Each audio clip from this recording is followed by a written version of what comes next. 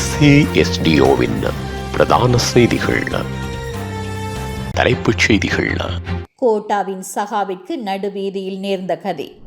அர்ஜுனா ராமநாதனுக்கு எதிராக மனிதுரிமை ஆணைக்குழுவில் முறைப்பாடு. 3 நிபந்தனைகள். ஹோமோஸை மீண்டும் திறக்க ஈரான் தயார். ஏற்க மறுக்கும் ட்ரம்ப். புதிய முதலமைச்சர் தொடர்பாக தமிழக உளவுத்துறையின் அதிர்ச்சி அறிக்கை. தொடர்வன விரிவான செய்திகள். 2.5 மில்லியன் அமெரிக்க டாலர்கள் ஹேக்கர்களின் கைகளுக்கு சென்ற சம்பவம் தொடர்பாக நிதியமைச்சின் செயலாளர் ஹர்சன சூரிய பெருமவுக்கு எதிராக கொழும்பில் எதிர்ப்பு போராட்டம் ஒன்று முன்னெடுக்கப்பட்டுள்ளது. புதிய மக்கள் முன்னணியின் தலைவர் சுகேஸ்வர பண்டார உள்ளிட்ட குழுவினர் நேற்றைய தினம் பெலவத்தை அக்குரைக்குடவில் உள்ள நிதியமைச்சின் செயலாளரின் இல்லத்திற்கு சென்று போராட்டத்தில் ஈடுபட்டனர். இதன்போது ஹர்சன சூரிய பெருமவின் இல்லத்திற்கு அருகே குறித்த குழுவினர் போராட்டத்தில் ஈடுபட்டிருந்த பொழுது ஆர்ப்பாட்டக்காரர்களை இலக்கு வைத்து அங்கிருந்தவர்களால் முட்டை மற்றும் சாண வீச்சு தாக்குதல் மேற்கொள்ளப்பட்டுள்ளது. இதனால் அந்த இடத்தில் பெரும் பரபரப்பு ஏற்பட்டதுடன் தாக்குதலை தொடர்ந்து இருதரப்பினருக்கும் இடையே முறுகல் நிலை ஏற்பட்டு பதட்டமான சூழல் நிலவியது. யாழ்ப்பாணம் பெரியவிளான் பகுதியில் இடம்பெற்ற காணி தொடர்பான தகராறு சம்பவம் ஒன்று தொடர்பில் நாடாளுமன்ற உறுப்பினர் அர்ஜுனா ராமநாதனுக்கு எதிராக மனிதுரிமை ஆணைக்குழுவின் யாழ்ப்பாண பிராந்திய அலுவலகத்தில் முறைப்பாடு செய்யப்பட்டுள்ளது. யாழ் பெரியவிளான் பகுதியில் கடந்த சனிக்கிழமை காணிப்பிணக்கு தொடர்பில் அர்ஜுனாவுக்கும் மற்றொரு தரப்பினருக்கும் இடையே வாய் தர்க்கம் ஏற்பட்ட சம்பவம் நாடளாவிய ரீதியில் பெரும் பேசு பொருளானது. இந்த நிலையில் வாய் தர்க்கம் முற்றியதோடு அர்ஜுனா ராமநாதன் வைத்திருந்த தனது கைத்துப்பாக்கியை காட்டி மத்திய தரப்பினரை அச்சுறுத்தல் விடுத்திருந்தார். இது தொடர்பான காணொலி வெளியாகி பெரும் பரபரப்பை ஏற்படுத்திய நிலையில் சம்பவம் தொடர்பில் பாதிக்கப்பட்ட தரப்பினர் மனிதுரிமை ஆணைக்குழுவின் யாழ் பிராந்திய அலுவலகத்தில் முறைப்பாடு ஒன்றை பதிவு செய்தனர். மேலும் சம்பவத்தின் போது அர்ஜுனாவின் தாக்குதலுக்குள்ளான இளைஞர் ஒருவர் யாழ் போதனா வைத்தியசாலையில் சிகிச்சைக்காக அனுமதிக்கப்பட்டதாகவும் முறைப்பாட்டில் தெரிவித்துள்ளனர். இந்த சம்பவம் தொடர்பில் அர்ஜுனா மற்றும் மத்திய தரப்பினை சேர்ந்த பெண்ணொருவரும் இடம்பெற்ற விசாரணைகளின் பின் இன்று வரை விளக்கமறியலில் தடுத்து வைக்க உத்தரவு பிறப்பிக்கப்பட்டிருந்தமை குறிப்பிடத்தக்கது. அமெரிக்க ஜனாதிபதி டொனால்டு டிரம்பிற்கு ஈரான் முன்வைத்த புதிய முன்மொழிவில் திருப்தி இல்லை என்று தகவல்கள் தெரிவிக்கின்றன. இந்த முன்மொழிவின் மூலம் மத்திய கிழக்கில் நடைபெறும் போரை முடிவுக்கு கொண்டு வந்து முக்கியமான ஹோமோஸ் நீரிணையை மீண்டும் திறக்க ஈரான் முன்வைத்துள்ளது. ஆனால் அதற்கு பதிலாக அமெரிக்கா ஈரானுக்கு விதித்த தடைகளை நீக்க வேண்டும் என்றும் இரு நாடுகளுக்கும் இடையிலான அணுசக்தி தொடர்பான பேச்சுவார்த்தைகள் பின்னர் நடத்தப்பட வேண்டும் என்றும் ஈரான் கூறியுள்ளது.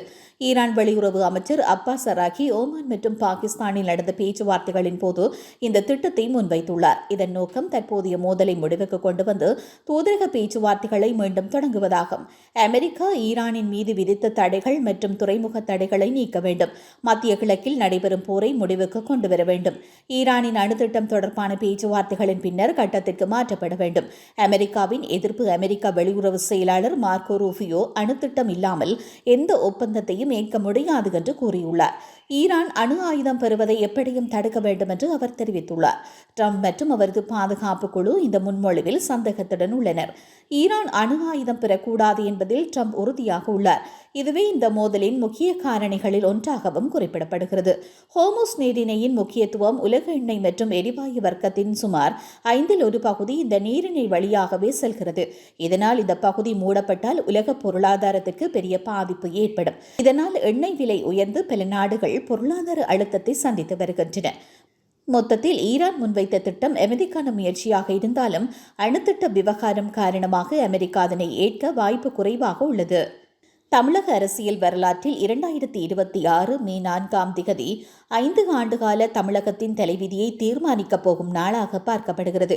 234 தொகுதிகளிலும் பதிவான வாக்குகள் எண்ணப்படும் நிலையில் தமிழகம் முழுவதும் யார் அந்த வெற்றியாளர் என்ற ஒற்றை கேள்வி எதிரொலிக்கிறது. இந்த தேர்தல் வழக்கமான இருமுனை போட்டி என்பதை கடந்து பலமுனை போட்டியாக மாறியது. குறிப்பாக திராவிட கட்சிகளுக்குள் சவால் விடும் வகையில் புதிய சக்திகளின் வருகை களத்தை இன்னும் சுவாரஸ்யமாக்கியுள்ளது. இந்த நிலையில் இந்த தேர்தல் தமிழக வெற்றி கழகத்தின் வருகையால் சூடு பிடித்தது என்று கூறலாம். இதேவேளை 30-35% வாக்கு விகிதத்தை தமிழக வெற்றி கழகம் பெறும் என்று கூறப்பட்ட நிலையில் வாக்களிப்பின் பின்னர் சில மாறுபட்ட கருத்துக்கள் வெளியாகியுள்ளன. இன மத ஜாதியை தாண்டி ஒரு தமிழன் பின்னால் ஒட்டுமொத்த தமிழகமும் திரண்டதை போன்ற உணர்வு உள்ளதாக கூறப்படுகிறது. ஜல்லிக்கட்டுக்கு பின்னர் ஒட்டுமொத்த தமிழகமும் இவ்வாறு திரண்டது வியப்பில் ஆழ்த்தியுள்ளது. 10 பேர் இருக்கக்கூடிய இடத்தில் குறைந்தது 6 பேர் டிவிகேவை நோக்கி விரல் நீட்டியுள்ளனர். அதற்கான பதில் மாற்றம் என்ற சொல்லாக அமைந்துள்ளதாகவே பலர் தரப்பினரும் குறிப்பிட்டுள்ளனர். மீண்டும் தலைப்புச் செய்திகள். கோட்டாவின் சகாவிற்கு நடுவீதியில் நேர்ந்த கதி. அர்ஜுனா ராமநாதனுக்கு எதிராக மனிதுரிமை ஆணைக்குழுவில் முறைப்பாடு. 3 நிபந்தனைகள். ஹோமோஸை மீண்டும் திறக்க ஈரான் தயார். ஏற்க மறுக்கும் ட்ரம்ப். புதிய முதலமைச்சர் தொடர்பாக தமிழக உளவுத்துறையின் அதிர்ச்சி அறிக்கை.